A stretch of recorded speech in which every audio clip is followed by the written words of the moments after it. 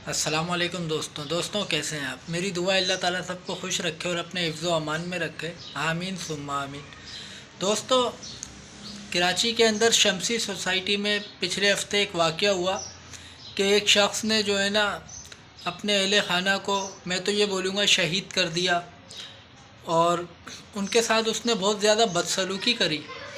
तो ये वाक़या क्यों हुआ जबकि वो शख्स पढ़ा लिखा था, वेल सेटल इलाके में रहता था और बेरोज़गार भी नहीं था, उसके साथ कोई ऐसे मामलात भी नहीं थे। तो सबका मैं अपनी वीडियोस में बताता रहता हूँ, अपनी अपनी सोच है, अपना अपना नज़रिया है। मेरा नज़रिया ये है कि हम लोग जो है ना इस्लाम को कम फॉलो करते हैं और हम टिकटॉक को, यूट्यूब को और स्नैक वीडियो को और फेसबुक को ज़्यादा फॉलो करते हैं। हमारा ध्यान इस्लाम पर कम है, मुझ समेत, उसमें मैं भी शामिल हूँ।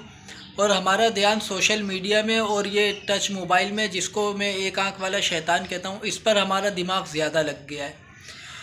तो हम बिल्कुल जो है ना ज़हनी तौर पर मफलूज हो गए, ज़हनी तौर पर जो है ना हम अपाहिज हो गए।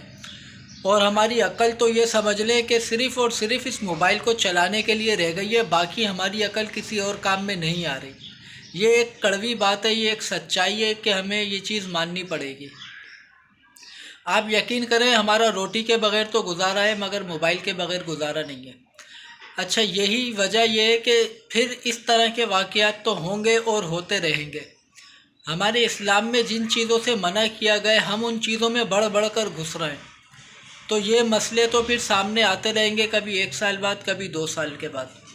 अब आप ये देखें, ये जो वाक़या हुआ है, हमारा इस्लाम इस चीज़ की बिल्कुल भी इजाज़त नहीं देता कि इस तरह का इक़दाम आप ख़ुद के साथ करें या किसी और के साथ करें। मगर वो शख्स कर गया। अगर वो शख्स दीन को फॉलो करता, इस्लाम को फॉलो करता, तो ऐसा हरगिज़ नहीं करता। तो मैं आज सिर्फ ये रिक्वेस्ट करने के लिए आया हूँ कि चाहे मैं हूँ या आप, हमें चाहिए हम इस्लाम को फॉलो करें।